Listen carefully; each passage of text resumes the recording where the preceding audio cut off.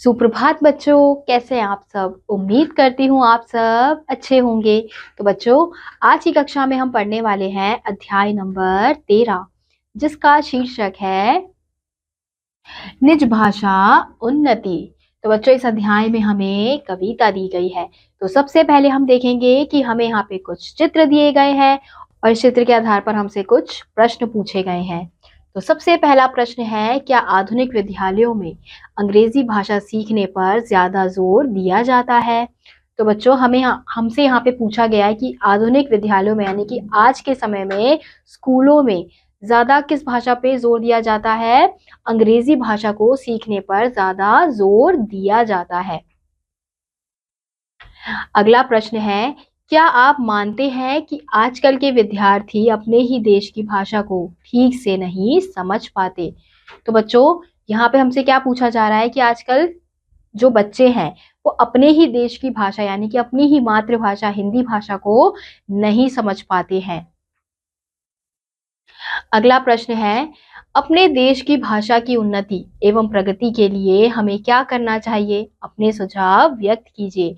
तो हमसे यहाँ पे पूछा जा रहा है कि हमें अपनी ही भाषा की प्रगति करने के लिए, उन्नति करने के लिए किस किस प्रकार के कार्य करने चाहिए। हमें ज्यादा से ज्यादा अपनी भाषा का प्रयोग करना चाहिए। इससे क्या होगा, तभी हम अपनी भाषा की उन्नति प्रगति कर पाएंगे। अगला प्रश्न है, अपने देश की भाषा का ज्ञान होने के क्या क्या लाभ है। तो बच्चों, हमसे यहाँ पे पूछा गया है कि अगर हमें अपने ही देश का केवल ज्ञान हो, अपनी ही भाषा का ज्ञान हो, अपने ही देश की भाषा का ज्ञान हो, तो इससे हमें क्या क्या लाभ मिल सकते हैं। इससे ज्यादा क्या होगा कि हमारा जो देश है वो ज्यादा उन्नति कर पाएगा। इससे क्या होगा कि रोजगार की समस्या नहीं होगी, क्योंकि ज्यादातर क्या होता है कि रोजगार की समस्या किस वजह से होती है कि ज्यादातर अगर किसी को हिंदी आती है, अंग्रेजी नहीं आती है, तो उसको रोजगार नहीं प्राप्त हो पाता है। तो ये हमारे देश में बहुत बड़ी समस्या है। तो हम इस समस्या से दूर हो पाएंगे। तो जिसको ज्यादा अच्छे से हिंदी भाषा आती होगी उसको भी रोजगार मिल पाएगा। अगला प्रश्न है, हमारे देश में कुछ लोग भाषा के कारण ही कई योजनाओं का लाभ नहीं ले पाते। यह बात कहाँ तक सत्य है। अपने विचार व्यक्त कीजिए। तो हमसे यहाँ पे वही पूछा गया है बच्चों कि ज्यादातर लोग क्या हो जाता है कि अब कुछ लोगों को भाषा के कारण वो अलग अलग योजनाओं का लाभ नहीं ले पाते हैं, क्योंकि बहुत से लोगों को अंग्रेजी नहीं आती है और बहुत सी योजनाएं अंग्रेजी में लिखी होती है। तो इस वजह से क्या होता है कि वो पढ़ नहीं पाते हैं, समझ नहीं पाते हैं। तो इस वजह से क्या होता है कि वो योजनाओं का लाभ नहीं ले पाते हैं। तो ये बात बहुत हद तक सत्य है। तो हमें इसे दूर करना चाहिए। तो इस पर आपको अपने विचार व्यक्त करने हैं। तो इसी के साथ हम अपने अध्याय की ओर बढ़ते हैं। भारतेंदु खड़ी बोली गद्य के जनक माने जाते हैं। इन्होंने कविता ब्रज भाषा में की है। ब्रज भाषा का रूढ़ि मुक्त रूप भारतेंदु ने अपनाया। लोकोक्तियों और मुहावरों का भी प्रयोग इन्होंने रुचिकर रीति से किया है। निश्चय ही हिंदी साहित्य में भारतेंदु जी का योगदान चिरस्मरणीय और प्रेरणादायक रहेगा। तो बच्चों, ये जो कविता लिखी गई है वो किसके द्वारा लिखी गई है। भारतेंदु द्वारा लिखी गई है। और भारतेंदु जो है वो खड़ी बोली के गद्य जनक माने जाते हैं। तो उन्होंने अपनी निज भाषा यानी कि अपनी भाषा हिंदी के रूप में, हिंदी के लिए इस कविता को लिखा है। तो चलिए कविता को शुरू करते हैं। निज भाषा उन्नति अहे सब उन्नति को मूल, बिन निज भाषा ज्ञान के मिटे ना हिय को शूल। तो यहाँ पे क्या कहा जा रहा है, निज भाषा यानी कि जो हमारी अपनी भाषा होती है उसी से हम क्या कर सकते हैं बच्चों, उन्नति कर सकते हैं। बिना उसके हम उन्नति नहीं कर सकते हैं। करहु विलंब ना भ्रात अब उठऊ मिटावहु शूल, निज भाषा उन्नति करो प्रथम जो सबको मूल। तो यहाँ पे क्या कहा जा रहा है कि अपनी विलंबता को दूर करना है। और भ्रात यानी कि भाइयों, हमें क्या करना है कि अपनी निज भाषा को ही उन्नति का रास्ता बनाना है। यानी कि हमें उन्नति अपनी भाषा में ही करनी है, तभी हमारा जो देश है वो विकसित हो पाएगा। प्रचलित करो जहान में निज भाषा करी जन्म, राजकाज दरबार में फैला बहु यह रत्न। तो यहाँ पे जो भारतेंदु जी है वो क्या कहना चाह रहे हैं कि हमें अपनी ही भाषा में क्या करना चाहिए, राजकाज काम करना चाहिए। यानी कि जितने भी हमारे दुनिया में जितने भी काम चल रहे, काम हो रहे हैं भारत देश में, वो सारी हमारी भाषा में ही होने चाहिए। इससे क्या होगा कि इस भाषा के कारण ही सब लोग उस काम से जुड़ पाएंगे, उस काम को समझ पाएंगे। अब कितनी बार ऐसा होता है, हमारे जो ज्यादातर काम है वो किसमें होते हैं, अंग्रेजी में होते हैं, अंग्रेजी भाषा में होते हैं। तो सब भारत के जितने भी लोग हैं, जितनी भी जनता है, वो उन कामों को नहीं समझ पाती है, उन कामों को नहीं जान पाती है। तो इसलिए बहुत सारे लोग उन कामों से पीछे हट जाते हैं, उन कामों से जुड़ नहीं पाते हैं। तो इसलिए हमें अपने राजकाज दरबार में भी अपनी ही भाषा को फैलाना है। सुत सो तिये सो मीत सो भृत्यन सो दिन रात, जो भाषा मधि कीजिए निज मन की बहु बात।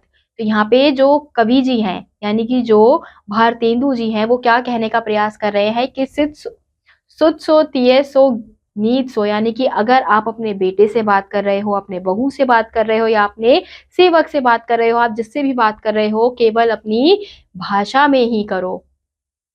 अपनी ही भाषा में हमें आपस में बात करनी चाहिए। निज भाषा निज धर्म निज मान करम व्यवहार, सबे बड़ा बहु वेगी मिली कहत पुकार पुकार। तो यहाँ पे भारतेंदु जी क्या कहना चाह रहे हैं कि निज भाषा निज धर्म, यानी कि अपनी भाषा, अपना धर्म, अपना कर्म और अपना व्यवहार, इसी से हम क्या कर सकते हैं, अपने देश की उन्नति कर सकते हैं, अपनी उन्नति कर सकते हैं।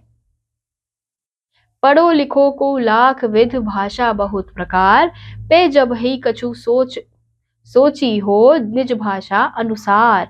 तो यहाँ पे क्या कहा जा रहा है कि तुम किसी भी भाषा में पढ़ो लिखो, किसी भी विधि में, किसी भी विधि को किसी भी भाषा में लो, लेकिन जब तुम कुछ भी सोचते हो तो तुम्हें अपने सोचने की जो प्रक्रिया है, विचार करने की जो प्रक्रिया है, वो किसमें करनी चाहिए, अपनी ही भाषा में करनी चाहिए। अंग्रेजी पढ़ी के यद्यपि सब गुण होत प्रवीण, पै निज भाषा ज्ञान बिन रहत हीन के हीन। यहाँ पे क्या कहा जा रहा है कि तुम चाहे जितनी अंग्रेजी पढ़ लो, तुम क्या रहोगे, तुम उतने गुण होत प्रवीण नहीं बन पाओगे। लेकिन अगर तुम्हें अपनी भाषा का ज्ञान नहीं है, अपने देश में रहकर तुम्हें अपनी भाषा का ज्ञान नहीं है, तुम्हें अंग्रेजी भाषा का ज्ञान है, उसके बाद भी तुम क्या हो, तुम हीन ही हो। क्योंकि तुम अपने देश में रहकर तुम्हें हिंदी भाषा नहीं आती है, तो ये बहुत ही बुरी बात है, ये अच्छी बात नहीं है।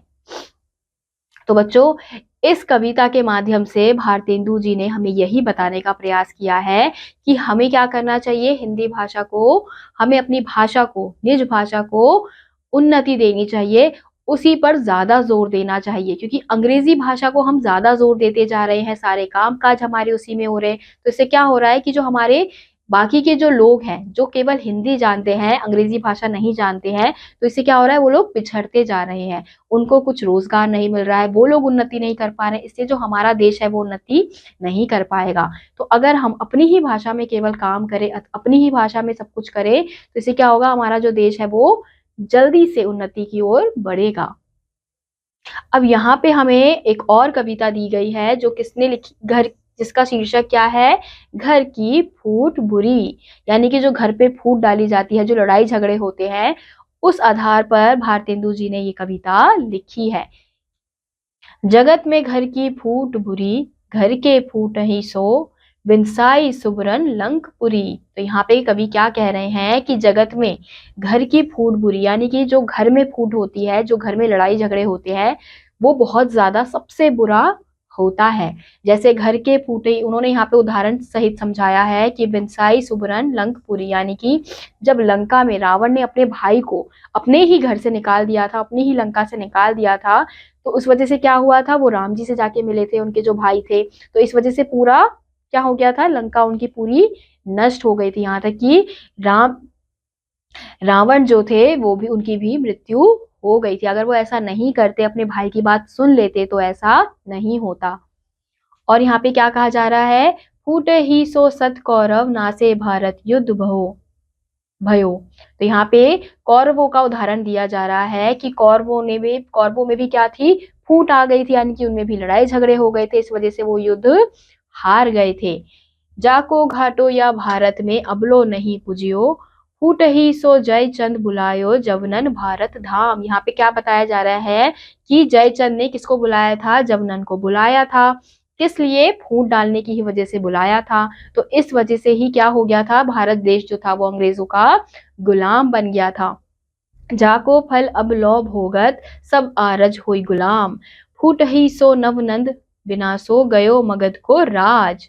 यहाँ पे क्या कहा जा रहा है कि जो चंद्रगुप्त मौर्य हैं उनका भी क्या, मगध जो है उस पर राज करने लग गए थे, क्योंकि चंद्रगुप्त को वो नाश करना चाहते थे। तो यहाँ पे भारतेंदु जी ने हमें अलग अलग उदाहरण बताए हैं कि जहां पर जिस परिवार में लड़ाई झगड़े होते हैं हमेशा उनका क्या होता है, नाश ही होता है, यानी कि उनके साथ हमेशा बुरा ही होता है। अब आप, उन्होंने हमें पुराने उदाहरण देते हुए समझाया है। तो हमें क्या कहा जा रहा है, जो जग में धन मान और बल अपनी राखन होए, तो अपने घर में भूले हु फुट करो जनी कोय। तो यहाँ पे क्या कहा जा रहा है कि अगर तुम्हें अपने जग में धन मान और बल को रखना है तो तुम्हें अपने घर में ही क्या करना होगा, अपने घर वालों से ही प्यार करना होगा। घर में बिल्कुल भी लड़ाई झगड़ा नहीं करना है, क्योंकि अगर तुम घर पे लड़ते हो, अगर तुम्हारे घर पे फूट डाली जाती है तो उसका फायदा कौन उठाता है, बाकी के जो लोग होते हैं, तुम्हारे आस पड़ोस, जो भी तुम्हारी लड़ाई के बारे में जानते हैं, झगड़े के बारे में जानते हैं, वो उसका फायदा उठाते हैं। किसी दूसरे को ही उसका फायदा हमेशा होता है। आपका क्या होता है, आपका हमेशा नुकसान ही होता है। तो इसलिए हमें घर में फूट नहीं डालनी चाहिए, घर में लड़ाई झगड़े नहीं होने चाहिए। तो इसी के साथ बच्चों आज का ये अध्याय यहीं समाप्त होता है। उम्मीद करती हूँ आपको ये अध्याय समझ आया होगा। मैं आपसे मिलूंगी अगली कक्षा में, तब तक के लिए आप सभी बच्चे पढ़ते रहिए और खुश रहिए। बाय।